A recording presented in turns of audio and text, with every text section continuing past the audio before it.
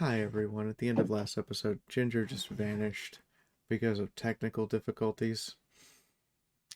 Yeah, Hi everyone. It's Ginger, aka Scott, aka actually has solved the problem that caused my disappearance from last week. Oh, I that's good. found, yes, in brief, because I could go on. Basically, long story short, was using Wi-Fi to get on, and I basically, after spending an hour today, figured out a way to hodgepodge getting a LAN connection. And once I got that, my internet speed went up a whole bunch, and it hasn't caused all these annoying issues. It wasn't. So, knock knock on wood, I've figured out the problem, so I won't mysteriously suddenly disconnect. And just in general, the call will be better quality. So yay. Yeah, that was kind of funny that I just kind of sat here for I don't know, Ian, how many minutes did I just rant for? Thanks, Ian. Um just kind of ranted about a couple of things and that was it. Yeah. So you want to do what you've been up to first, or want me to do it first? I'm cool either way. Well, if I do it, it's going to be involved, so you should start. All right, cool. I've been up to a bunch, so I'm just going to speed run this. So I've been making progress on my onboarding to Cunard. In fact, I got just literally in the mail yesterday, I got my Bermuda ID card and then Siemens discharge book, both things that are important when you work on cruise ships. So yay. And even they have been reaching out to me, not in a just a cool way, just hey, check it in, making sure everything's cool, when might you be available and all this, which is a 180-degree difference from NCL, where I had to knock down their door metaphorically to be like, yo, what's next, assholes? And the fact that Cunard's reaching out to me and just checking in, I'm like, oh my God, this is so much better. And in fact, I forget if I mentioned this last week, I have to fly down to Miami and do medical tests there. Yeah, that's a whole rant I could go on, but thankfully I've got a friend who I can chill on his couch, so I'm all good there. But that's kind of mostly what I've been up to. I'll just jump into media. So you'll be excited for this one. I finally got past the demon fight in Freerun. The moment where Freerun shows how much of an actual badass she is with the scale. Oh. The coldest line I've heard in an anime in a long time. Kill yourself. It just turns and walks away. Yeah, oh my Holy God. Shit. And it gives so much more context. Watch the anime episode for the longer version of this discussion, but gives I knew, I'm like, okay, they're given Freerun has a reason besides, yes, demons are evil creatures in this world, yes, but I just back in my head, it was like, okay, Freerun has more than just that. This is a personal vendetta. And when we get the flashback, I'm like, oh, that's why she wants to kill all the demons. Got it. More or less. Yeah, so I'm going to be able to start making progress on that so we can talk even more about it. But yes, so we can gush slightly a bit. So that, I love that. Speaking to kind of segue into another show, since we last spoke, my mom found this show, and then she's like, oh, you might not like this, you might, but I was like, Mom, let me just give the first episode a try. It is called, you ever heard of the series? It's called A Discovery of Witches. No. You have not? I have not. Basically, it takes, I don't want to spoil too much because it's originally was a book series, no surprise, but it basically puts demons, vampires, and witches into the modern era, and I love it.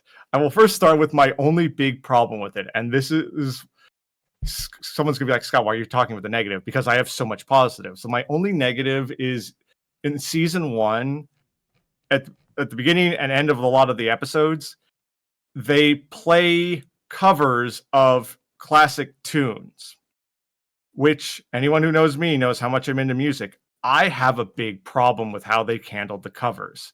Either they produced it in-house or covers they picked.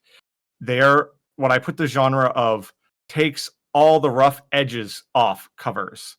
Perfect example. They did Jefferson Air one episode. It starts with Jefferson Airplane's White Rabbit. And I'm like, what was wrong with the original? There's no like they, and the thing is, it's not like perfect example of a cover that changes it but does better is Johnny Cash doing Nine Inch Nails Hurt. That is to me a great example of a cover that supersedes the original. Even Trenton Reznor himself has said it is no longer my song. But unfortunately, the example of White Rabbit, I'm like, this does nothing to improve off of the original Jefferson Airplane one. I'm like, is it a money issue? Is it somebody who thinks, it's an ego thing? But I'm like, I'm griping on that because that's my only big problem with the series is that. And thankfully in season 2 of it, they stopped doing it. Or either they got a new musical director who either picked better covers or just went enough of it. Either way, season 2, that problem goes away. But now I will start to rant about what I love about it so much. So it takes, without spoiling too much, it takes a lot of, because, we've been talking about vampires recently. Vampires are a key bit here. They kind of boil away all of the unnecessary mythos about vampires. Perfect example.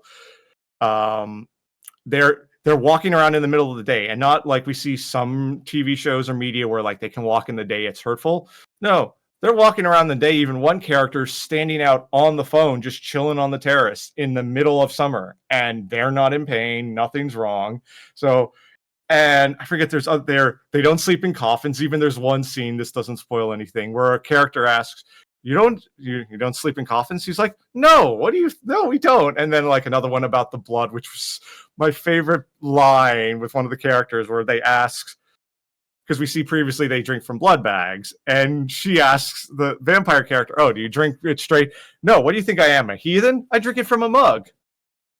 And it I know you keep saying I recommend this, but it's like anyone who is interested in the mythos and the idea of, okay, I love vampires, I love witches, but how would this be in the modern day? A Discovery of Witches does it great. In general, the writing in it is so good, where there'll be like scenes where a poorly written show would have one character go off and do a stupid thing, while in this show, literally the person says, all right, this might be stupid, but I'm going with you. Not in a horror movie trope way, but just in a, okay, thank you. You're not adding unnecessary fluff. You're moving the plot along, and characters are like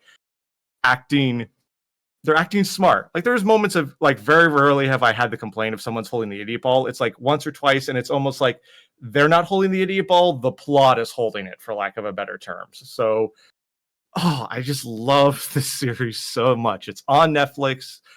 Give it a watch if you're into that kind of stuff. I watched an episode of another series, complete different genre, Fubar, which is Arnold Schwarzenegger.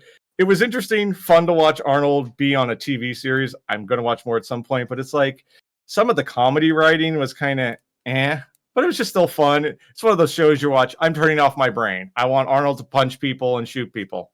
It ticks those boxes. Another series I watched was more of hip hop evolution. It got to, which is basically, for those that don't know, it's a Netflix series where this guy kind of chronicles the evolution of hip hop through its origins to pretty much today. We haven't finished it, but what was kind of awkward was we were in season 4. Also, side note, Netflix, the way you've ordered this series in the menu, stupid. Like it was produced fine, but just how they did the formatting. But so we got to the episode, which is the East Coast, West Coast, Tupac and Biggie story. Guess who pops up a couple of times in that episode? No idea. Yep, Puff Daddy appears. So it's really awkward. This was filmed way before like any of the allegations became public. So it's really hard to watch any of his interviews without having that bit like distort what's going on. So, but that's not a gripe against the series. The series had no knowledge of that, to my knowledge, but it was still fascinating to like learn about that part in history. So there was a part in history where Diddy was not a monster. Yes. Now, the series did not go into any of that. Probably the guy didn't even know about it at the time. It talked more about, how is his role in with Biggie and all of that. But so to kind of jump onto that also then goes to another episode, because the problem too is this is where I hate to do it, public statement here, fuck P. Diddy, you fucking piece of shit. But from the musical business aspect, it was showing how in the 90s, like the big problem that hip hop was coming into was how after you had this, just all it was about was, look how cool I am, look how rich I am, which yes, one can argue part of that is about hip hop, but the problem was it kind of mirrors how in the late 70s all these rock bands got over the top, dressing rich and like these, over the top things, which could be fun, but the problem was it often sometimes doesn't connect to what the culture is. And that's how you get, like, in the late 70s, you get bands like the Ramones, the Clash, the Sex Pistols, which are kind of the rebellion to it. So they then in the next episode kind of focus on okay, this was the subculture that was kind of the rebellion against what became mainstream, and it was fascinating to learn about that. But to kind of almost mention the late 70s, I'll one last other documentary I watched, which I was super excited for. It was like teasing me for the longest time. I even knew it was going to happen when I was on Pride of America, was the Led Zeppelin documentary called Becoming Led Zeppelin. I was like super hyped for it because Led Zeppelin has like put out very little media. There's been unofficial documentaries, but nothing that got the band stamp of approval or interviews from the living members. So it was really cool. And if you enjoy Led Zeppelin at all, I recommend watching it. But I will give this caveat: two things. One, it stops after the album Led Zeppelin 2. It goes into the beginning, like how Jimmy met all the rest of the band and their story. But it's like, guys, Led Zeppelin 2 is great and everything, but it's not like you did not become this legendary superstar. It's like 4, rock and roll, Stairway to Heaven. Like, and what's frustrating is like a good 20, 30 minutes of the documentary has concert footage from a DVD literally called Led Zeppelin that you can still buy. And I'm like, that's not unreleased material. I'm like, I hope they'll make a part 2 of this, because I would love, because like 3, 4, and the albums coming after that is a lot where like kind of the mythos of Led Zeppelin come from, where all these stories. I would love them to be like, the 3 members going, oh yeah, that story, that never happened, or actually, here's how that story actually happened. And I understand for them, the trauma of losing John Bonham would probably be a bad topic to end on. They could easily end right after the concert movie, The Song Remains the Same, and I would be happy. But I'll just end on music I've been listening to, of course, watching the documentary, listened to a lot of Led Zeppelin, primarily 1 and 2, and the Yardbirds, which was kind of the precursor to Led Zeppelin, because here's some names anyone in the music will have heard of. The Yardbirds was a blues rock band that had Eric Clapton, Jimmy Page, and Jeff Beck. And it was just interesting to hear kind of what happens when the British version of American blues. So, Fee, what have you been up to? The current book I'm working on is being delayed because the artist who I've been working with for the longest amount of time quit. I shouldn't say quit. I should say they tried to perform a bait and switch on me, and when it didn't work, they quit. Because I assigned them artwork at the start of the month. They gave me a date when they would start on it. They sent me the first sketch, and then said this piece will be $120 for the sketch and $120 for the color. And I paused and went, I can't afford that. And that's not what your contract you have with me says. So I asked, hey, that's not what we have in contract. What's going on? Well, I just don't consider the contract valid anymore because my prices have changed, and I just don't. I'm like, you have the right to renegotiate your contract at any time with a minimum wait period between increases in price of 4 months. We haven't increased your price since 2023. If you wanted me to change your pricing, we could have done that. Oh, well, I don't. I've just been raising my prices and just been silently bearing it until now, and now I'm just going to tell you that you're either going to pay this or else. And I'm like, okay, what's the or else? Well, I guess I quit. And I'm like, okay. And they apparently did not expect me just to say okay. And then this made worse by the fact that after this discussion, their next response was, well, I guess I'm going to take the sketch I did for you and make it into a YCH. Your contract forbids that without my express permission, and in this case, I cannot give you permission because I'm going to have to assign the work I gave you to another artist, and if both of you draw something similar, one of you or both of you are going to get accused of copying the other one. I'll just change the character. I'm like, that violates your contract even both during and according to termination terms. Well, you can pay me $120 and I won't. That's extortion. That was the conversation. Jesus Christ. And then they accused me of, they're like, I thought we were friends with the gifts and stuff I send you. I thought we were too. What the fuck? I don't even know. That was, I screenshotted it's the whole conversation and stored it. That was just horrid. Like, holy shit. And then, a person who I'm very close with, and our friend group, right now at this moment, are playing Pokemon Mystery Dungeon as a tabletop game. Mm-hmm. I was in that game until 2 weeks ago. I voluntarily quit. No one was even asking me to leave or anything. I just straight up quit. Because the artist was in that group, question mark? No, this is an entirely different related subject. Oh, okay. 2 times before this, a person who's playing a character who's a little, well, okay, I'm just gonna say it. Hisuian Zoroark. Huh? You're using terms that I'm sure mean something that I don't know what they mean. Okay, so the Pokemon is a ghost type that feeds on negative emotions. Right. Like really bad. So they're not just feeding on the negative emotions, they're encouraging them. Oh. And I don't know what it is about this particular character they're playing, because I play in another game with them and everything's fine as far as I can tell, but it brings out the worst in them.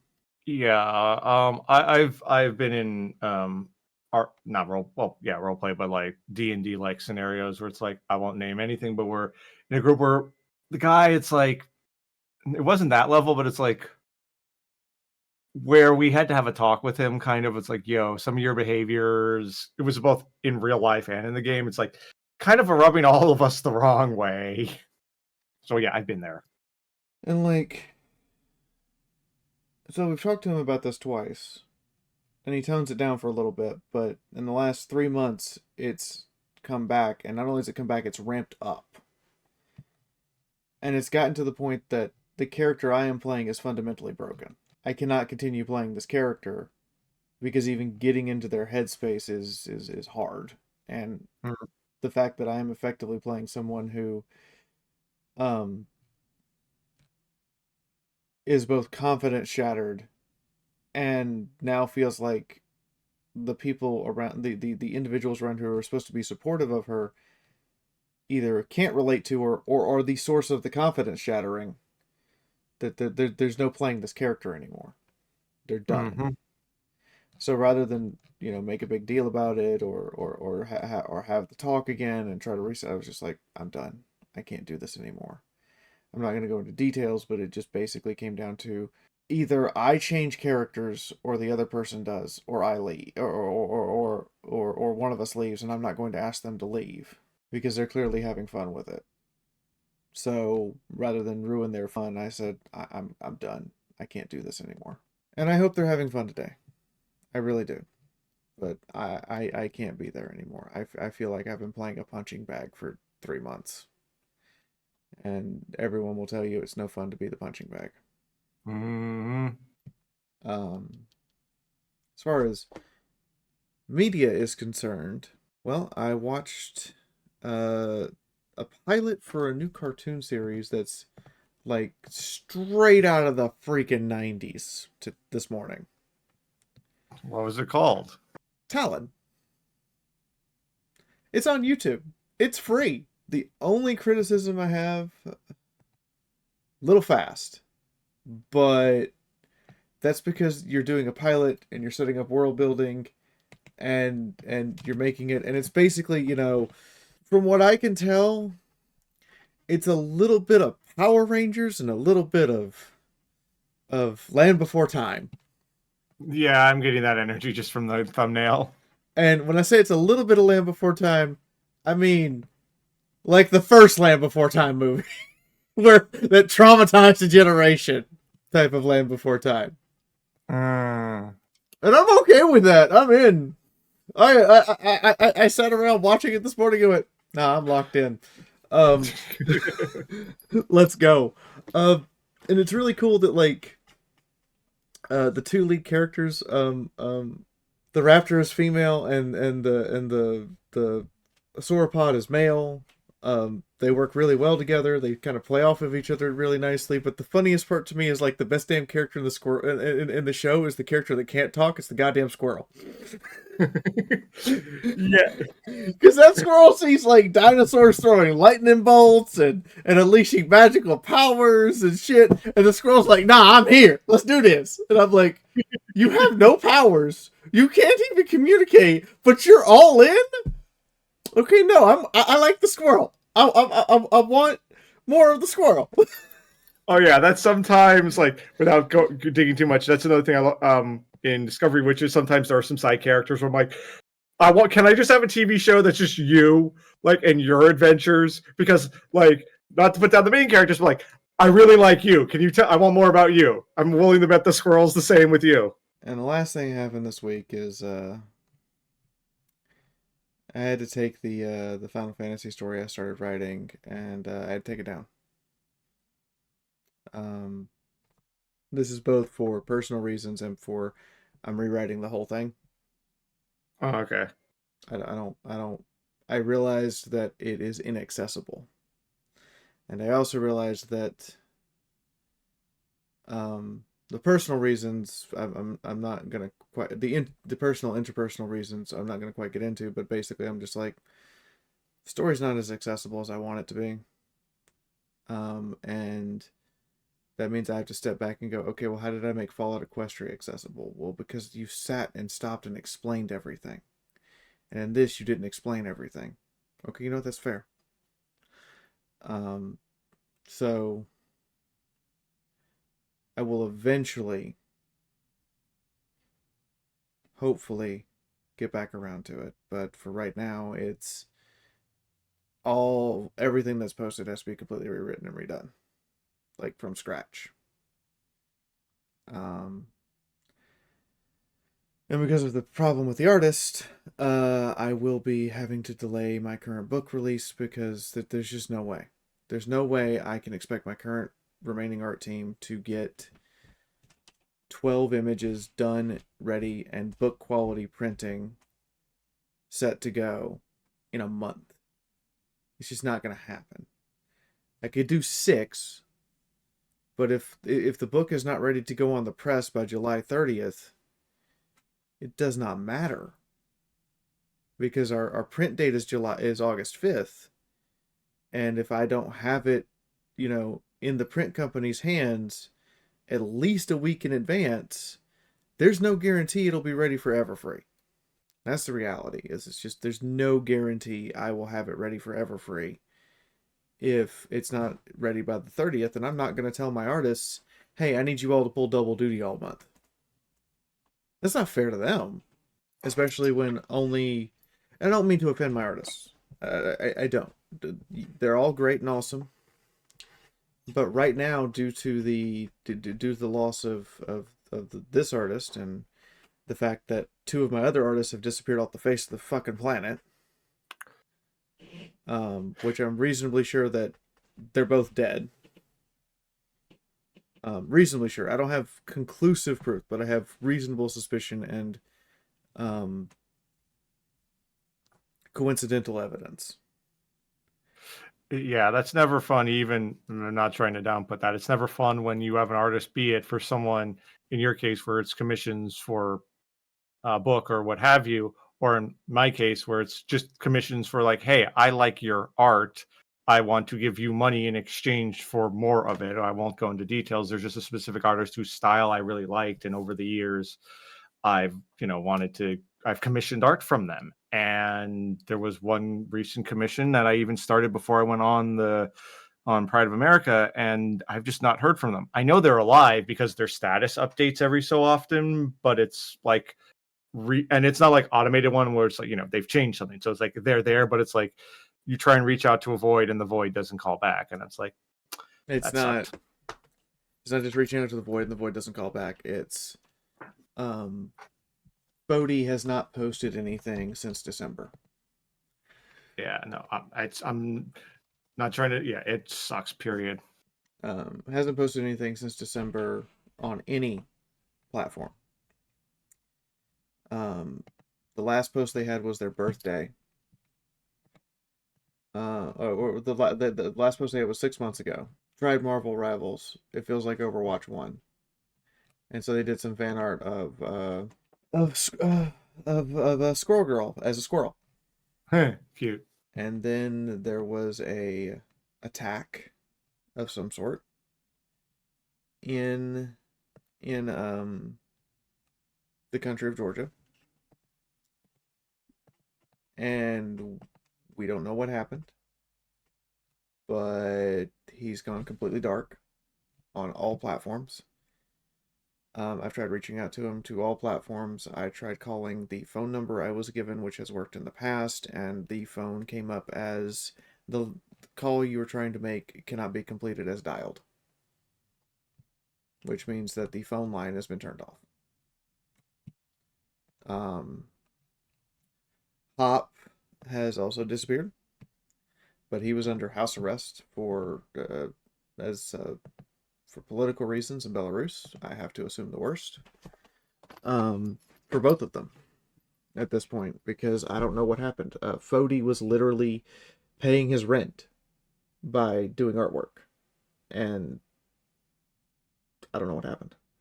So at this point, the Ukraine war has now cost me all three artists I had when the war started. I can say it's directly affected me because here we are. It has not been a great week for me. I am here to talk about Tomb Kings and Nagash, and we have spent 30 minutes just trying to tell everybody how we're doing. I don't feel good. I'm just gonna be honest. I have a collaboration today that's a little spark of hope for me. Last night was a big spark of hope because of two people in particular. Thank you to those two people in particular. But it was hard to get out of bed this morning. Yeah. First of all, Fee, hugs, hugs, hugs, hugs. Second, yeah, I've had days like that, and yeah, it sucks right now. Where I'm just going to say this briefly, we live in a time where we shouldn't be in. Things should be a whole lot better. Our generation was told that we were the future, and our generation learned that right now we don't have control. We're wrestling it and trying to get it, but it's going to take a while. It's going to get worse before it gets better, but I've not given up hope. But unless you have anything more to say, I would love to leave. I forget where we left off before my internet decided to just be like, nah, I'm going to head out. So we left off. Nagash was coming back. The exact point we left off before I realized that you had disconnected was him restoring Archon the Black. But just to kind of go over some territory we've gone over before. The Queen of Lamia, which is a kind of, I would say, if you look on the Warhammer map in relation to the real world map, it's kind of the part of Egypt that attaches Africa to Asia. Okay, that part. Neferata, created a tainted version of Nagash's elixir of eternal life. And this tainted version created vampires. This includes the Sylvanian vampires we talked about in a previous episode with Vlad von Karstein and his undead vampire now wife. Yeah. Yeah, that power couple. But you can blame Neferata for the existence of Sylvania. 100%. And so they have this these vampires coming into existence, and they're raising legions of armies, and a lot of this undead raising does happen in Sylvania as well, which is why to this day Sylvania is plagued with undead, because, you know, sometimes the sorcerer loses control or just forgets they're there, or there's a variety of things, and you just have like random skeleton number 2847 walking around. And that reminds me, wasn't there that big, huge black pyramid? Yeah, we're getting there. Okay. Big, huge black pyramid and everything, and it focuses the necromantic magics and causes all sorts of problems. Well, Nagash comes back. Unbeknownst to vampires, they were being guided and manipulated through the tainted version of the elixir of life by Nagash, since they took that elixir. And he's been residing, preparing himself, getting ready for his return. So Yeah, Nagash, go ahead. Mm-hmm. Now, did I also make the comment being like, yeah, maybe we should send just like one scout just to see if he's dead? Nah, it won't be a problem that won't bite us in the ass hundreds of thousands of years from now. Nah, don't worry about it. No, Nagash welcomes these vampires into his fold. He treats them well. He wines and dines them, so to speak, as well as you can wine and dine a vampire. And through them, he begins his new offensives, raising legions of undead. Legions. And vast hosts of mostly skeletons, because mummification process makes kind of being a zombie kind of hard. Apparently.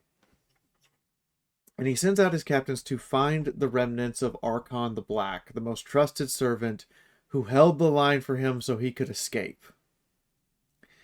Now, in their path of vengeance, Nagash's underlings had butchered Archon the Black and scattered his pieces to the four winds to make it really hard to resurrect him.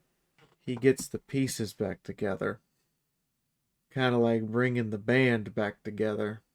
Yeah, it's kind of like when you see, that idea works when, you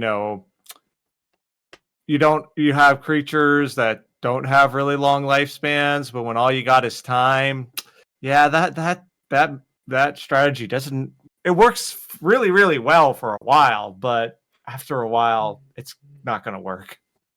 So,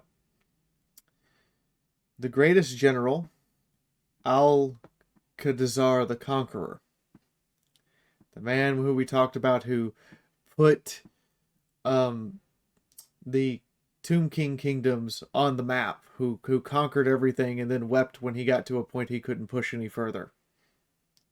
Greatest general of his age goes to fight Nagash's armies. I'm going to say this, and I want you to understand this is not a series of battles. This is not a war. A battle. Singular. Okay. That lasted for years. Day and night. Continuously. Because the undead do not tire. And therefore you must continuously put more troops in and rotate out the exhausted ones. He fought Nagash in a single battle at the Battle of the Golden Skull for nearly 2 full years. Oh, wow. Now, is there a reason why it's called Golden Skull? That's just, there's this huge, I think, maybe? Like, where they're battling, there's this giant golden skull. Like, Battle of Midway is called that because it happened at Midway. I'm not 100% actually about why it's called the Battle of the Golden Skull, but the only thing I can assume, um, because it's not the Golden Skull in Warhammer Fantasy is not this well-defined object that's easy to point out or anything. It's just it's there. It may be somewhere on the map. I'm not 100%. I think Creative Assembly might have included it on their map, but I'm pretty sure that I think it might just be the name of a town. That's a strange name for a town. Even a town, county. I'm like, even for Warhammer. Well, I mean, so is Intercourse, Pennsylvania, but here we are. I want to argue with you, Fee, but there's insert all the silly other names that even exist in America and then exist in the world. Yeah, we got to. But all right, Golden Skull battle happens, and at this point, Nagash was finally repulsed. His vampire captains were scattered through the world, and the armies of skeletons crumbled without their presence. Nagash was defeated. Finally. Okay, defeated or dead? We're going to get there. Oh boy, here we go. So, such was his bitterness and disappointment that he did been thwarted. Like, this man is pissed. This man needs to, he needs to let it out. So in his death, he chose to poison the great Vitae River across the kingdom of Necaharum, permanently tainting the water. Pestilence and disease and horrid sores and everything you can think of straight out of the plagues of Egypt from the Bible. Yeah, all of it. But with no end in sight. Oh. More than 90% of the population died. This is a spiteful motherfucker. And Alacazar sat on his throne powerless because his ability to command armies, his ability to fight off conquerors, it meant nothing in the face of these plagues. And so the remnants of Nagash's forces just could walk right in because there was no one left to stop them. They had beaten Nagash militarily, but could not defeat him with the magics he brought. However, they wouldn't need to. Remember the Skaven? Yeah, the Ratmen. Uh-huh. Yeah. Well, at this time, the Skaven had undercities all through Necaharum. And suddenly, the source of all of their, food, power, and general technological advancement had been squandered from them by Nagash. And Nagash decided he wanted his subjects to serve him forever. So he began the most terrifying, insane spell ever conceived. This man went about making a spell to raise every corpse across the entire planet and bind them to his control. This man was going for world domination, baby. He's the first human, and one of the few humans in recorded history to make use of Warpstone to do it. Wait, he was human still? Technically. I mean, he's undead as hell, but he's technically still okay, because for a moment I was like, wait a second. Anyways. So, he begins the spell process. He shipped in huge quantities of Warpstone, stored energy in that damn cursed black pyramid to the point that Chernobyl looks like a firecracker.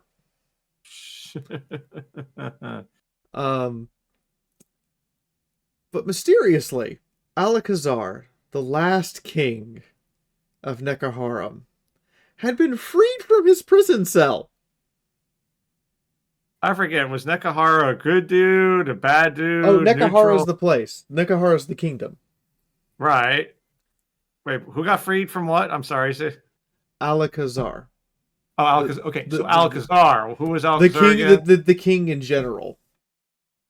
Yeah, Uh, but was he a good king, a bad king, neutral? I forget. he was a great conqueror, like Alexander the Great style, Oh, okay. but we don't have a lot of information on if he was a good ruler or if he was a bastard there's just not a lot.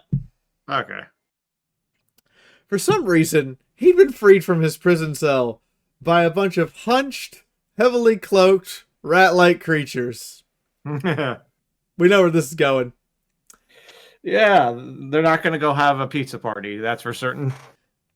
So this man is emaciated.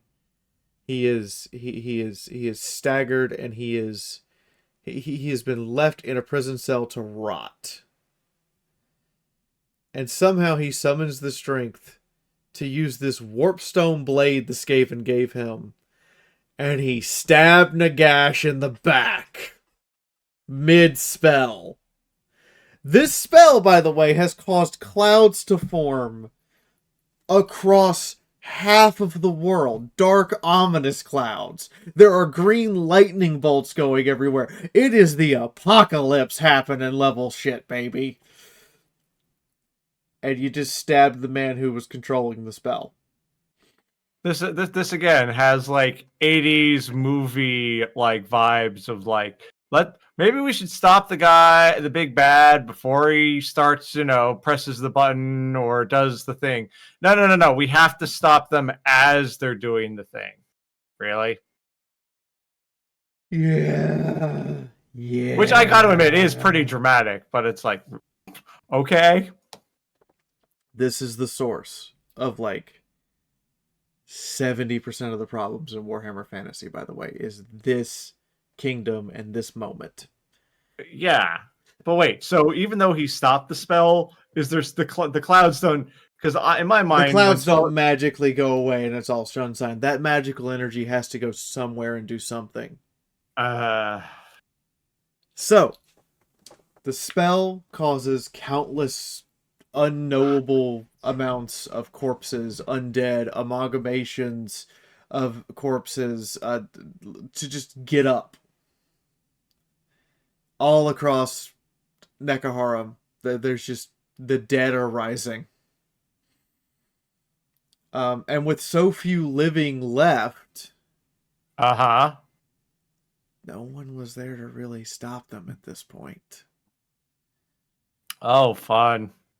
Um, it's like Night of the Living Dead started, but the 10 survivors in the house are the 10 people who are still alive to begin with. Oh, that's not good. And so the ancient kings who had been promised, eternal life by Nagash and they would rule supreme and everything, woke to find that they were clad in rotting vests in rotting clothing, flesh that was falling off. Their cities were just desolate husks. Everything was but destroyed and slowly being buried beneath the sands. And it's at this point that the Tomb Kings start their civil war over who's going to be the new king. The Black Pyramid is locked. No one can get in. No one knows what actually happened in there. Now, is this another example of Games Workshop has not given us an answer, or in story they don't know, but we as the audience knows? We as the audience know that Nagash was slain in that pyramid, and no one can get inside because he'd locked all the entrances before his prisoner in the depths of it had escaped and walked up to him and stabbed him. Gotcha. Okay. So no one knows about Alacazar's sacrifice. No one knows about the Skaven interference. No one knows what actually happened to Nagash. What they do know is that if Nagash ever comes out of that Black Pyramid, they're all screwed. So it's one of those, I can't think of a media example. It's kind of good that the thing is locked. Yeah, just a little bit. The other kings get up and start warring, the previous kings, dynasties even, get up and start warring for who is going to be ruler of the nation now. Now remember, they're all skeletons and mummies and undead. And they're fighting. Fighting wars that should have long since expired. And fighting over what has now just basically become piles of ruins and sand. Yes. And then comes Setra. Setra the Imperishable. Setra does not serve. All the wards everywhere else collapsed, resulting in tens of thousands of skeletal warriors fighting for supremacy among the Tomb Kings. Setra's pyramid remained strangely silent and untouchable by the fighting. Setra had not been affected by Nagash's sorcery at all. Interesting. Setra, however, had people who thought that perhaps he could end the fighting. They thought that maybe, somehow, he could be the one to reunite everyone. I'm just going to take a stab in the dark, Fee. Setra doesn't do that. Oh boy. Setra's about to have a time. So as King smote King and would-be ruler destroyed would-be ruler, a man named Ketep broke the seals to Setra's pyramid and walked in and turned him into a lich and awakened Setra. Setra would suffer no alliance. He would suffer no one to stand as his equal. He would not dare allow a single person to challenge him.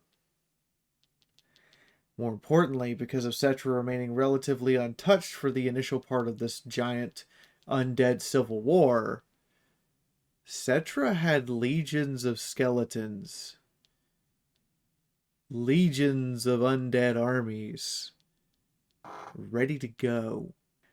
And he also found a way that once he had slain another Tomb King or another Tomb Ruler or what have you, he could seize control of the remnants of their undead army and add it to his horde.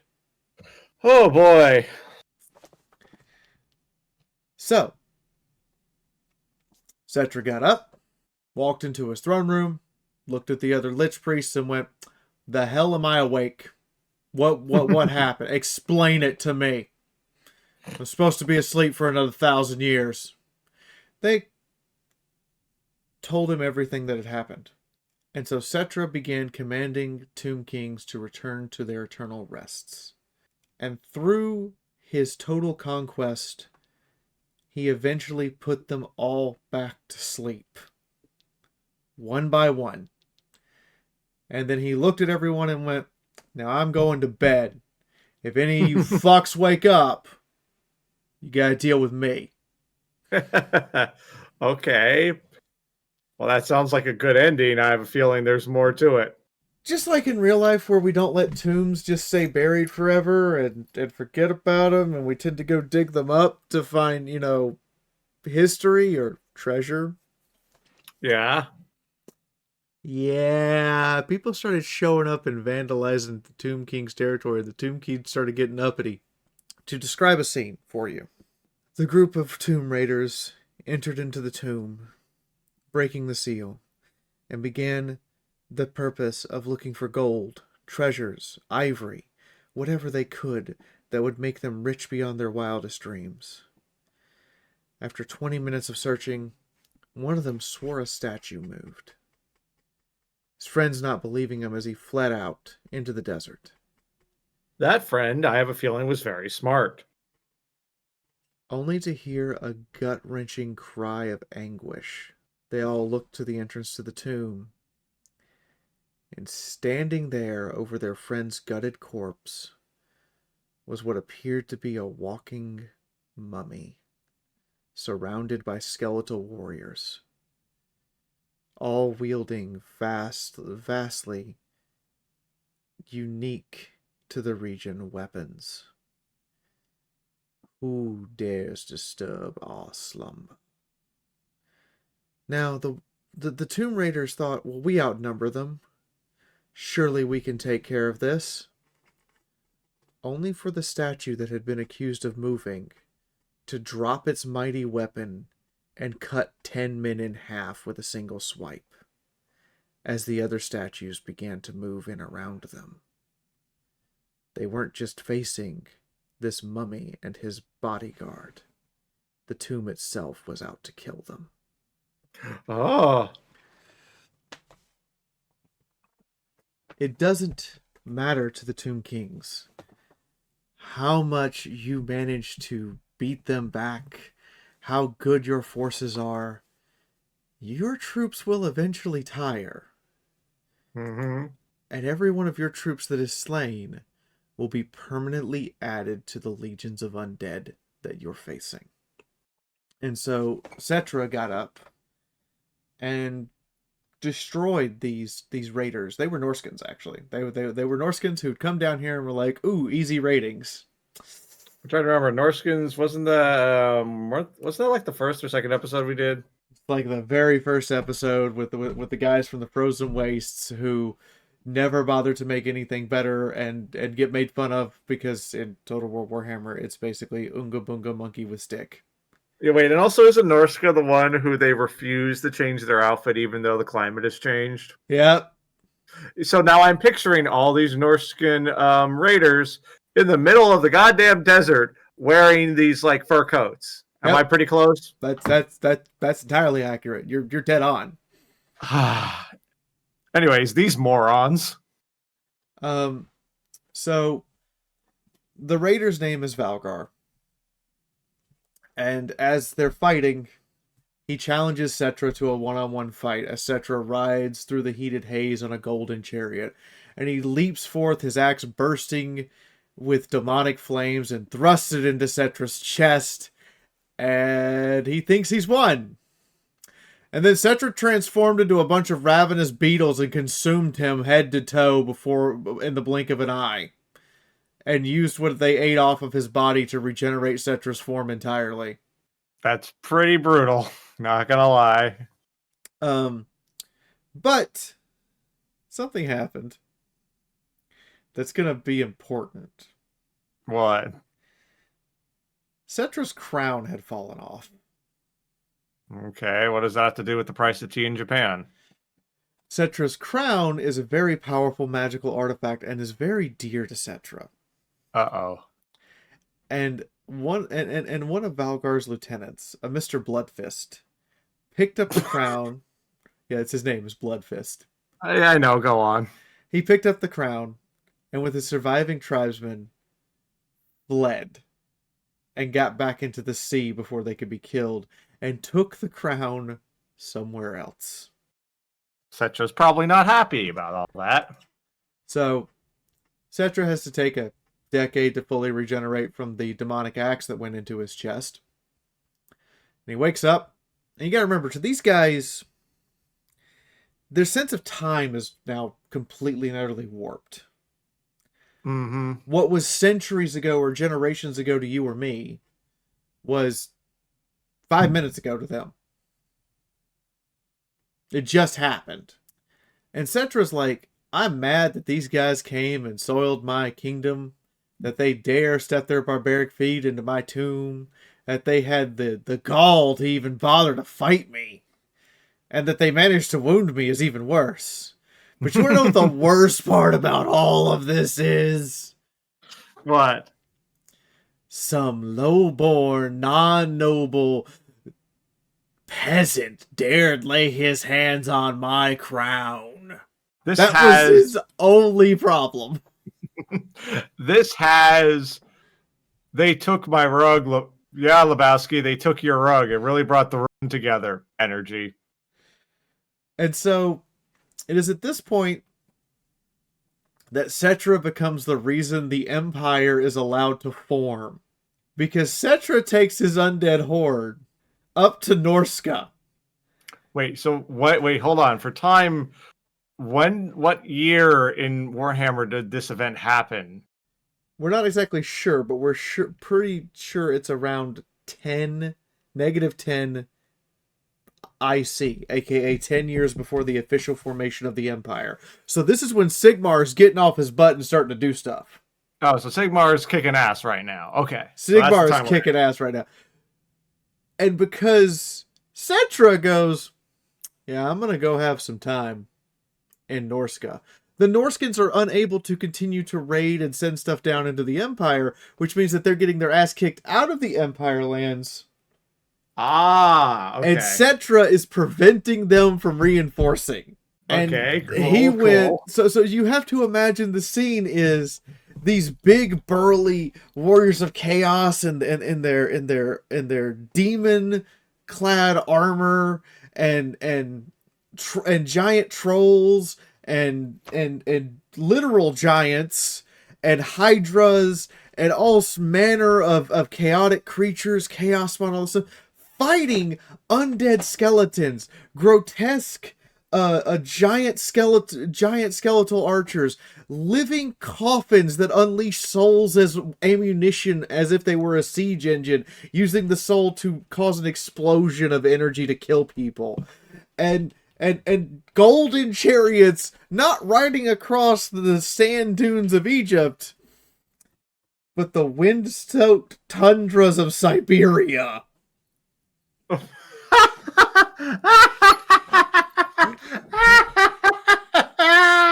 Like, the level of stupidly, like, what? That's happening? You're sitting there, you're fighting a sphinx and an animated golem that looks like a scorpion in the snows of Russia. Um, I both love and hate this. I love it. Part of me hates it for its illogicalness, but I more love it. The stupidity of this. so, after 5 years of this stupidity, Yeah. only one thing has not been reclaimed. They've gotten every coin of gold. They've killed everyone but one guy, Oh. Bloodfist, and he still has Cetra's crown. Oh my god. And Bloodfist had become the first, like he was getting. I think at this point, I'm not 100%, but I think at this point he was getting first to be declaring the chosen of the gods.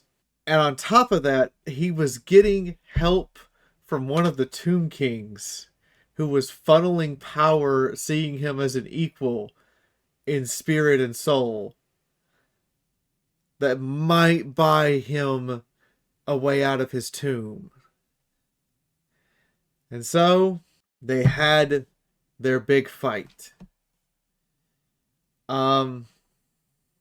Which Bloodfist lost. Yay. And he lost by assassination. Ooh. And without their and the thing with armies of chaos, without their central ruling I'm in charge guy, they tend to fall apart and fall to infighting. They ended up eventually fleeing from Setra, and Setra ran them down. Only the most stalwart champions of chaos stood their ground at this point, and after 2 more days of fighting, the Chaos Horde was annihilated. Setra reclaimed his crown and went home. Did he literally take his crown, go back home, and go back to sleep? Yep.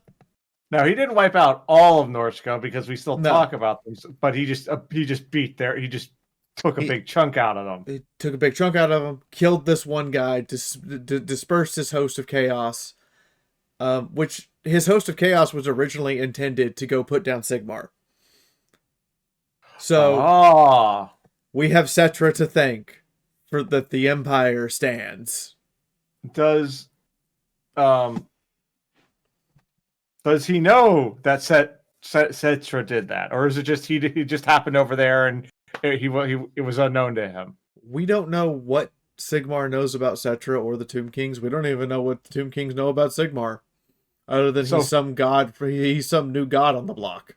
So literally, for all they know, both sides have no idea the other existed, and they just happen to inadvertently help each other out. Pretty much. And that is where the history of Nagash and the Tomb Kings ends. And the world of Warhammer begins.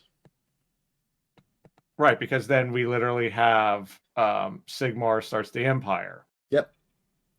Have Sigmar starting the Empire, have Bretonnia putting themselves together a few hundred years later, have the War of the Beard between the elves and the dwarves finally ends, and everything is kind of put in motion for what, like, if you were to pick up Total War Warhammer, this is kind of why the world is the way it is.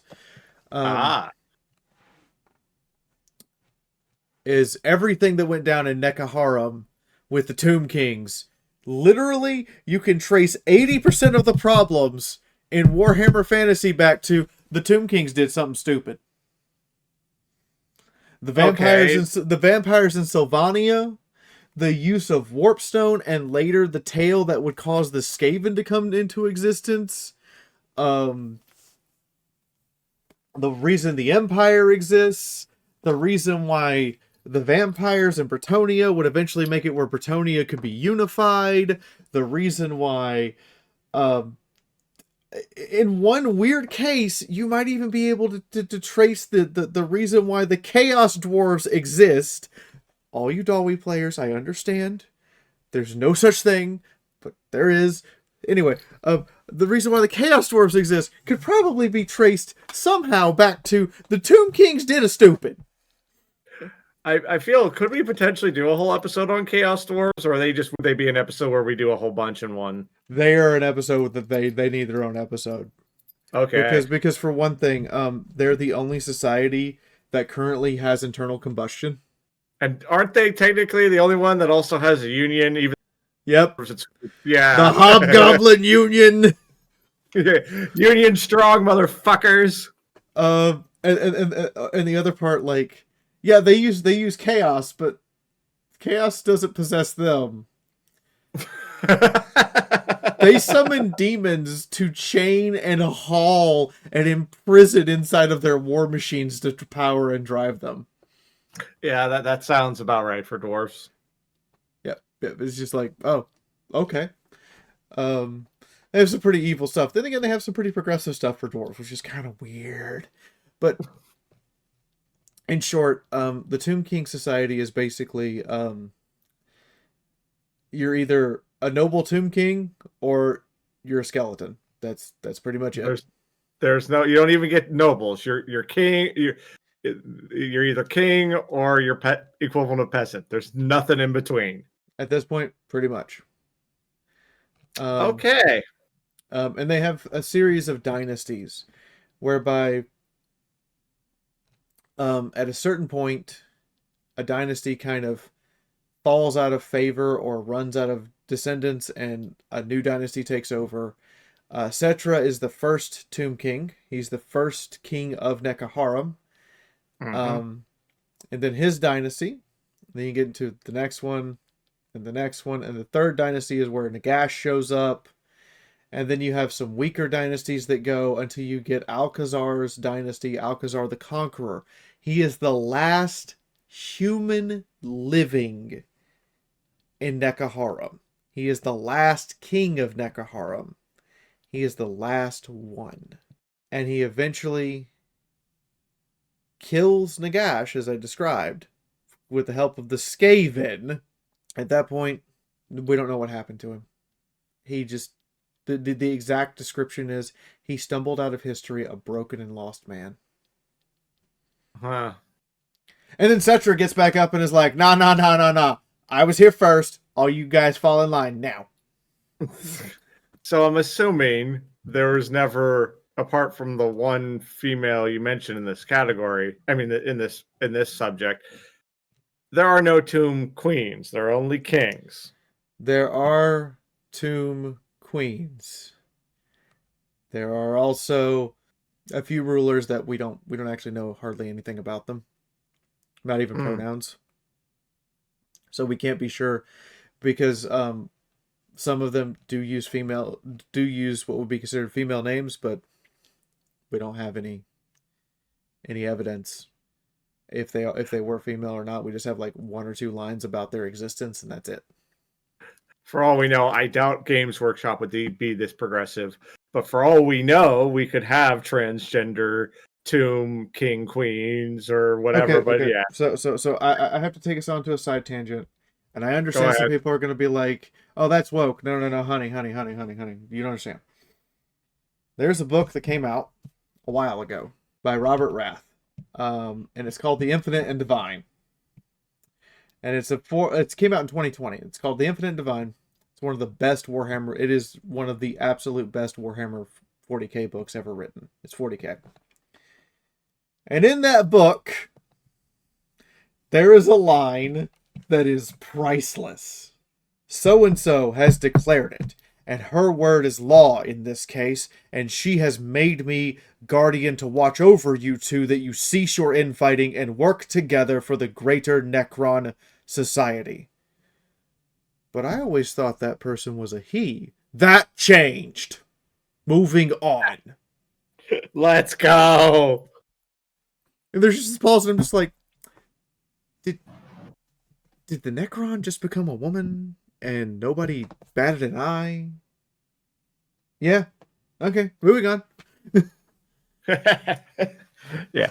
Also, on a side tangent while we're on this, it's like, yeah, and it was like, oh, something's woke. Fuck off. First of all, look at the actual origin of woke, not the misinterpreted, because I actually learned what woke meant originally. I'm not going to butcher its explanation, but it's not what we use it today. So, and even in today's explanation, I'm like, I have nothing wrong with it. So if it's too woke, guess what? Fuck off then. I mean, Anyways, Warhammer's always kind of been a little bit woke because you've got a lot of female battle leaders and a lot of female heroes and heroines and crazy over the top badasses, and you just kind of have to accept that. But moving on, mhm. they have a list of gods. They're just renamed gods of Egypt. One of them is Really? the jackal-headed god of death. Mm-hmm. Um, See, I'm going to say this. Even though I watched Yu-Gi-Oh as a kid, I know jack shit about Egyptian gods. That was never okay. a fascination I had. It might have been the interest, but I was like, whatever. So I'm gonna read. I'm not gonna give you their names because they're all renamed. But I'm gonna tell you their description real quick. Okay. The jackal-headed god of death. The cat-headed goddess of grace and love. The god of the sun, known as the Great Father and the first of all gods and creators of the pantheon and humanity. And I could just sit here and go, that's the god of death of the Egyptians. That's best death, and that's Ra. This is kind of just you just straight up lifted and changed the names. Just it's Yeah, I think the saying is you sanded off the serial code. I think is the yeah. yeah. Their realm of souls is described almost exactly like the Egyptian afterlife, complete with scales for your sins. Uh-huh. This is their written language. Yeah, that This is what the yeah. inside of a tomb looks like. Mm-hmm. It's 300% just undead Egypt. Yeah. They didn't even try. There was like at least with what was it? When we did Japan, even though that episode was full of a lot of racist content, there was at least an attempt to make it something original-ish. There's not you don't even get the you tried gold star. You don't even get that in this scenario. So the next part of this is their armies. I would normally sit here and be going over it and over it and over it, but there's not hardly anything to really go over that I haven't already mentioned. 90% of their armies is just the skeletal remains of those who lived in the kingdom of Nekahara, resurrected as skeletons. Yeah, so you don't have to use a comparison, you don't have cavalry, you don't have artillery because you just have. No. They resurrected the horses. You have cavalry. Oh, okay. But it's like not to just kind of continue on your point. I'm assuming they don't have like specialized squadrons. They just have the people that they just resurrected. I'm going to get into. I'm not going to go over their entire army. Is what I'm getting at. What I'm going to say is that you have random warriors who are people from outside who came into Nekahara who've been resurrected. Okay. You have specialty warriors who in life were professional soldiers and now are acting as further soldiers. Mm. You have elite soldiers who were like the king's bodyguard who are now tomb guards. Skeletal archers, greenskins who make incursions into the Tomb King's realm are not immune to the curse and will become dust goblins, as they're called. That sounds like a backhanded insult. Hey, hey, dust goblin, get out of my way. Um, you have skeletal horsemen, and their horses are skeletons. You have Of course. archers. You have skeletal chariots pulled by skeletal horses, manned by skeletal archers. Um, but the actual unique units. The first one is the Necropolis Knight. See, long ago, Necaharum used to be occupied, before humans came, by monstrous creatures. And those monstrous creatures are affected by the curse, their fossilized remains resurrecting as skeletal giant snakes that are ridden by knights of powerful undead warriors, as it's called, aka Necropolis Knights. That's what it looks like. And it's not just the giant snakes, if you're still there. No, I'm still here. I was just listening to your explanation, and I was just trying to have a reaction to that because I'm both fascinated and also like what on just the art direction on this one is okay. What my brain's trying to go. What would this thing have looked like before? It was just skull and bones. A giant cobra. Ah. And then we get into, well, undead gonna undead and be creative. Okay. See, they used to keep, cats as pets. Yeah. Well, what if we just make undead skeletal cat as our minion? That's kind of cool, I'm not gonna lie. There are also hundreds of swarming insects that are been affected by Nagash's curse and are under their control. So you have what I can only describe as the exoskeletons of insects that are actively now still attacking you. And then then you have the remnants of the mighty desert dragons turned into mounts for Tomb Kings. Now, to rewind slightly about the cat, this is what this is where I'm going to plead slight ignorance. Okay, bones on the cat picture you sent me. In cat's ears, aren't there no bones? I know, right? I'm just as weirded out by this picture as you are. Like everything else about the cat, I'm fine with. It's just the ears. Ears in most cats are just soft tissue and muscle, right? No. Yeah, no. I don't know why it's there. Games Workshop's getting a little weird with anatomy again. Yeah. Again, on this episode of Games Workshop, you need to go back to school. They started making statues in the vestiges of their gods, which, their gods have various animal heads. And so you end up with Ushapti, or Ushapti, I'm not sure how it's pronounced exactly. That's on me. Look, I've heard it pronounced like 5 different ways, don't judge me. Where it's just, skeletal warrior with a hawk head and talons, or skeletal warrior with crocodile face. Mm-hmm. Then you have the giant war sphinx, which is exactly what it sounds like. Yeah, Warhammer seems to like giant. It's almost like Mad Libs. Giant creature, plus area it lives. And then they just keep getting more and more creative. They start merging together the lower half of the snake body with the upper half of their knight to make chimeric titans. They have abyssal creatures from the underworld that are just as awful as it sounds.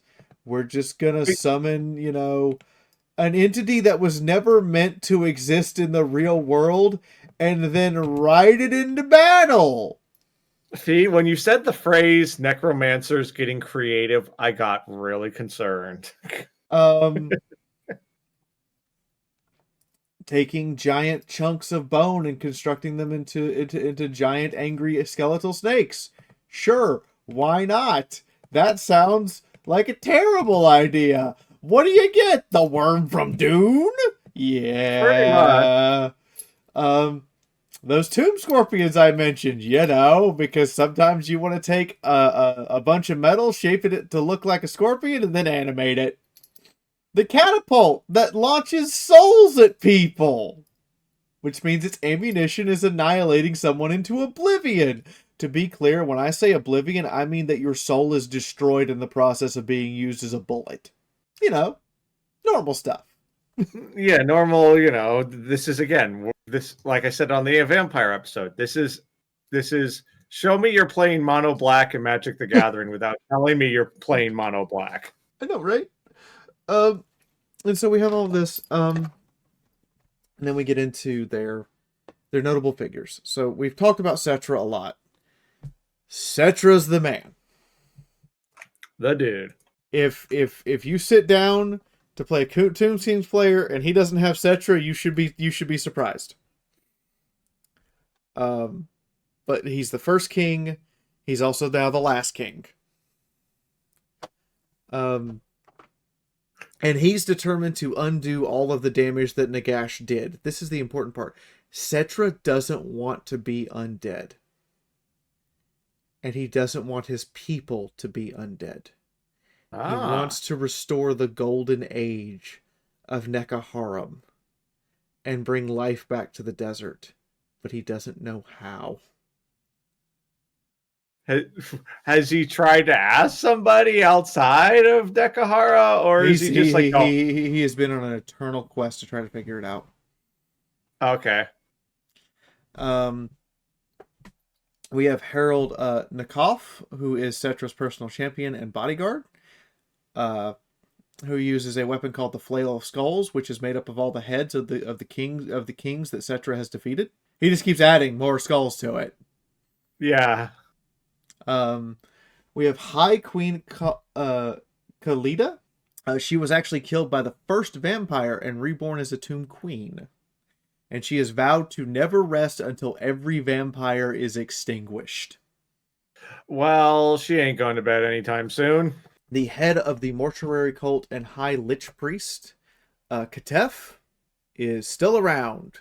He's been banished by Setra from being in Necaharum until he figures out a way to undo the curse of undeath and give everyone true immortality. Yeah, he ain't going back. Archon the Black, who is Nagash's still most trusted follower, trying to figure out how to get Nagash back up. At this point in time, he's already recovered Nagash's staff and one of the dread tomes of Nagash, the Liber Mortis, which is how you make more tomb, which instructs people on how to make more Tomb Kings. But until he gets all 9 of Nagash's books back together and can cast the master spell to bring Nagash back, he can't do it. But wait, didn't Nagash, if I have it correct, didn't he get locked into the Black Pyramid? Yep. He needs the 9 books to open the pyramid so he can go in and get Nagash back up. Which is why in the original Warhammer Fantasy, the end times happen, is because Archon the Black gets all the books together and opens the tomb. Oh. Whoopsie. Okay. So so I'm assuming in the old times, which is the one we talked about, where they ignore the end times happened, he has not found the books. Correct. Okay. Then we have the Tomb King's most interesting character. Okay. Apophis, who is the guy who assassinated Bloodfist. Ah, okay. So, he was cast down as punishment for his actions. And he was entombed alive. And resurrected as a Tomb King. So great were his crimes that he has been denied any permanent crypt. And the god of death had a bargain struck with him that he would be granted undeath in order to search the world for a perfect soul to take his place in the realm of the dead. Problem. the god of death tricked him, as no soul is truly ever equal to another soul, Oh, because every soul has different points of yeah. points of blackness and points of light, and Oh, it is impossible to complete his task. So anytime he shows up, it's because he thinks that maybe this soul, but he's never realized that it's impossible for him to complete. And now is that, he said? Is go that ahead. he kills the person and that in theory does it, or he just grabs them and chucks them into hell? Like what? He What is has to he supposed? he has to kill them and pull their soul into hell like he did Blood Fist with Blood Fist's assassination. So he'll kill the person, take the soul to hell, and he goes, "Why am I still here?" Yep. And every time he brings it back, the scale never balances. Oh, And that's the Tomb Kings. There's a there's a bunch of minor ones, like hundreds of them, but I'm not going to sit here and go over hundreds of minor Tomb Kings that have like two sentences to their name. yeah. There's no need to do characters like that. Um, and as I've said several times, 90% of everything that's gone wrong in Warhammer Fantasy can somehow be blamed on them. Can we somehow blame the Pie War on them? Yes, Okay, sure. Go, Fee. See, I said that as a joke. Tell me how somehow they're responsible for the Pie War. the great old ones, in their infinite wisdom, foresaw that the Tomb Kings would be a magical problem, and they needed a way to combat the undead. So they created the Halflings, and the Halflings did what Halflings do, and now we had a pie war. Okay. Now, this kind of makes me think, so are there, this kind of rewinds back to mention, unless there's anything else, because now I just got curiosity questions. Go ahead. So you mentioned how, like, I made the joke about dusty goblins. Are there any races that, let's say, they for this hypothetical, go into this place, get killed? Are there any races that they cannot be resurrected in this sense, where they're just dead and they can't reclaim them, or anyone can be made into these skeletons? If you die or your body ends up in Nekaharim, you will be made into one of their undead minions. So even dwarves would suffer that same fate. Dwarves, no. Strangely enough, there's no recording of dwarves being made into undead, and we're not sure if it's because they're magically resistant, because Games Workshop doesn't want to deal with the interaction, or because Tomb Kings just hate dwarves. Yeah, it could be also a mixture of story-wise, dwarves just never made their way there. So okay, it goes into the category of I would put this in the same category of, why can elves grow facial hair? We have no proof that says they can, and we have no proof that says they can. So it's kind of that scenario again. Mm-hmm. Trying to think of any other questions. So they're, at least in your reading, Fee, of the books you've been reading, so this place never gets its glory back. It's as of June 2025, Game Workshop still has it being this wasteland. This place can never get its glory back. It will forever be tainted by the black soul of Nagash and the things he did. There is no way it could ever recover. It is best left abandoned to the sands. It's like saying Pripyat will get its glory back in our lifetime. I'm gonna sound ignorant. What is that city, town, place you just mentioned? Pripyat is the town attached to the Chernobyl power plant. Oh yes, that. It's like saying Pripyat will be restored to livable status within the lifetime of us or our children. It's like saying the shadows in Nagasaki will fade before we die. It's not going to happen. Yeah, with the way technology is and all this, yeah, there's short of equivalent of magic, literal version of magic bullshit happening in our actual world. Yeah. There's simply just it can never happen. This Okay. place is far too gone, far too tainted, and far too desolate for it to ever um recover from what was done. Yeah, The and also not to argue. gash Go on. the spell Nagash cast was supposed to affect the entire world. The fact he Ah, died and it's contained to Nekaharam is a miracle. okay. And with games, and I'm not. If somehow it changes, I will be incredibly surprised because again, of all of our talks of how, even though I rant about it, it's a perfect example why Games Workshop will not have trains. As much as that pisses me off, it is a sign of showing this is a world they want an internal conflict. They don't want trade to prosper. They don't want this. So the moment they make the society come back, that would then allow so many other things story wise for there to be healing or recovery or reinvention, which this universe, it lets it happen on a small scale, but it doesn't let it happen on a grand scale.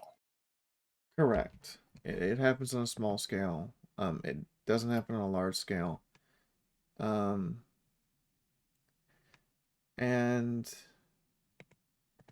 it's just how things are. Hmm. Um, I will say again, it is probably best that Nekaharam be forgotten, that the land be cordoned off, and that people simply agree to leave it undisturbed for eternity. Yeah, and just from even if, for argument's sake, we somehow got creative control over Nekaharam, short of the scenario where things get healed and it's purified or whatever, there's not much you can really do story wise with this setting after this point. No, you can't. It's kind of like saying you can do something story wise with the Roman Empire. It's like, are you doing historical revisionism or historical fiction? And you're like, no, I'm just adding stuff to it as historical fact. You can't do that. It's had its time, and there's there's no there's no fixing it. I keep saying this. There's absolutely no way to fix this place. Yeah, short of what the way I mentioned, which Games Workshop will probably, unless there's a huge change in leadership, they're not going to do it. There are some things that happen in Warhammer that would be considered a healing of sorts. Right. They happen And sometimes, but they're rare, and they always come with a price. For in yeah, Warhammer Fantasy, nothing is free. right. There isn't. I'm just trying to think of a good media example where and I can't think of one right now. I'm sure we'll get There off this and isn't a there isn't a boy who pulls a sword from a stone and magically unites a kingdom. right, or there isn't, healers that can come in and restore the negative energy, for lack of a better term, that is because while we did mention on a previous episode there is this like not clan but just group of people who are healers, there isn't a system in place that allows this kind of the healing that would need to be done to happen. Yeah, pretty much. Yeah, so unless you got something more for you, I can't, because the usual question I ask can't be answered because everyone's undead, so there's no society, and there's just either Tomb Kings or reanimated skeletons. I wouldn't say there's no society. It's more like there's nowhere for the society to go. There is a society. There is an order to things. There are laws. There's all this stuff, but it's all from thousands if years ago at this point, from two or three Right, thousand years ago, and they're still doing the same thing. They're still maintaining the same type of. There's no evolution of the society at all. It is completely. I wouldn't say stagnant so much as it's time capsuled. It right, because when it cannot progress because the same people who had the same ideas are the people still running things. Right, which is when, especially when nothing dies, but not only when nothing dies, but then when nothing new can be born. Without to give, as I mentioned earlier, one of the great things, a plot point that happens later in Discovery of Witches, is while you have a lot of characters that are immortal, can die, but have long lifespans, they can still, it's called siring in the series, you can have new vampires so that they bring in new ideas, and there's obviously a conflict between old and new ideas, but there is still the ability to evolve because of the input of new ideas, new vampires. Here we don't have really, because when they just take new people, they just turn them into skeletons. There isn't a new lich king or queen. Correct.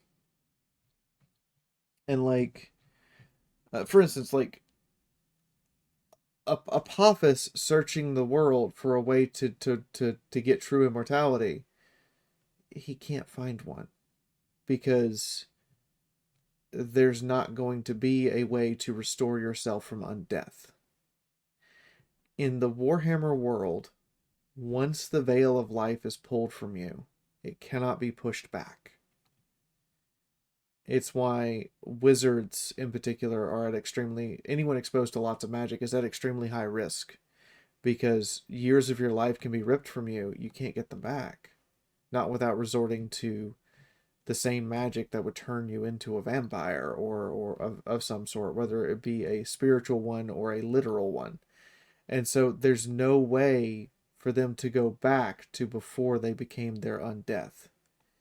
Yeah, and I can't even think of outside of Warhammer. You can tell me if you've encountered a different, where I'm sure there's one if we dig enough, but it's in fantasy or even modern fantasy, there's not a, yeah, like you said, usually once you've gone vampire, undead, what lich king, whatever term we want to use, there is no going back to, hey, I just would like to be a normal mortal human. No, it doesn't happen. You might get some scenarios where if someone's in the process, they can fix them, but once someone's become a mummy, there's really very rarely anything allowing them to go back.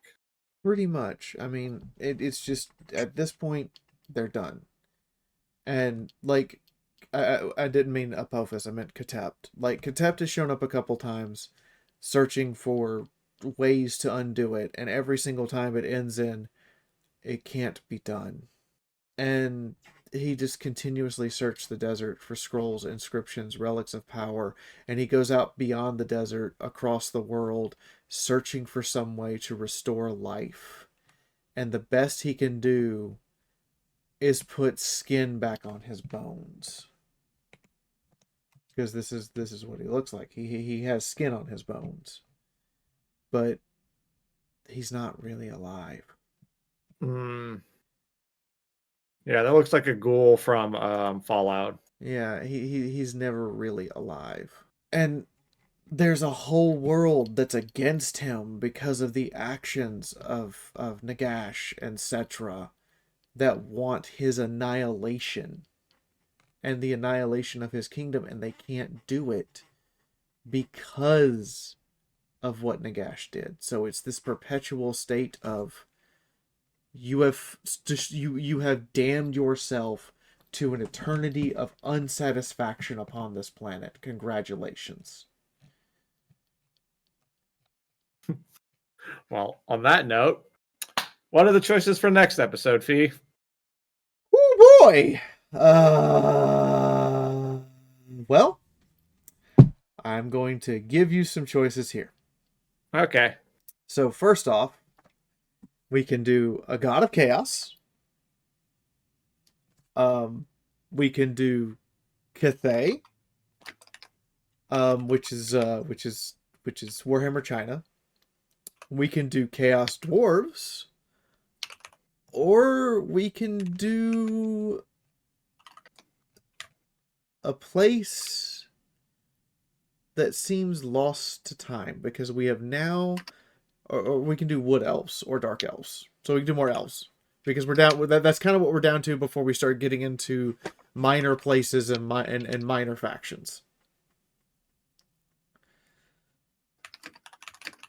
Or we can redo the Empire episode. That's a lot of choices, actually.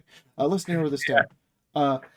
We can do Wood Elves, we can do Chaos Dwarves, or we can do Cathay. Yeah, because I think we still got a bunch more to go before we do episodes on a whole person. The Empire doesn't count because while it's about the dude, there's so much more about the Empire that's just more than him. Obviously, he's a big part of it, Yeah. but it's not just him. Yeah, not saying I'm against doing those episodes, but I want to hold them off before. So we have basically Warhammer China, Chaos Dwarves, and Wood Dark Elves. Let's. You know what? I'm sticking with the Union, Chaos Dwarves. All right, we're gonna go find out about unionization of the hobgoblins. Mm-hmm. The card carrying Union hobgoblins. So, Oh boy. Union strong, Union strong. So please do hit the like button. We forgot to do a Patreon piece this time, but that would be helpful. Do you have anything else to add, or any project you want to mention, and or thing you want to talk about before we close? Not really. Not that. Beyond, as I mentioned, I'll be on the ship at some point again, but I'll be able to figure that out. So we'll be also in the next week or so. I think it's like July 11th. I'm going to do the Miami thing, but we'll still figure out a time for me to do this. So that's about it. But I just want to say to everyone, thank you so much for your patience for these. We try to kind of do it consistently. Thank you for listening for those who do. And thank you guys for being here and listening to us rant. You all have a good night. Hello, hello, hello. Welcome to the end of the video. So we're now going to go over all the patrons here. So first we have our executive Slanesh studio producers. We have Pop Doodle on Assignment Spaghetti, Stargazer Song, Sundancer, and Mr. Thomas Curry. Thank you all for being at the top of the damn list. There is a tier above that. I currently don't have anyone there because of, economy. Drinking Buddy, Solar Aura, and make up our special writing cannons. Followed by Twitty Lounge members, Bronze, Sean, aka Heart Moonstone, and then we get into our Explosives R&D team. We have Azriel, Balewatt, Blackjack, Michael Breeden, Pony Chick 16, the longest running patron at the current time, Stormy Skies, Zeeb 2008, followed by our office pirates and raiders. We send these people out to do horrible things. And wonderful. 50 Shades of Australia, Insane Scorpio, Justin Ragers, Carl Bragginson, he kills people, Legate Lori, Luna, Morning Moon. So the sun and the moon are right next to each other. Do the math on that one. My name sucks. Shadowman1725. He's born in 1725. Trust me, I know. The Phoenix Lord, aka Captain Vivid Syntax. Then we get into our testing audience, folks. David Fenwick, meh. Paulus the Mad, Sleeping Soul, Thomas Hugan, and lastly, the people who just want a producer's credit. Chaos Blur, Craig Held, David Birch, Final Sight 618, Scott Vogel, Soak Samurai, Thermisto97, and Tribal Typhoon. And let us not forget those who are gone but not forgotten, our Eternal Scouts, Von Holtz, Luis Diaz, Frazier the Turtle Guy, Jesse Fishing Hawk, and Short 2K. See you all next time. Hit that like button.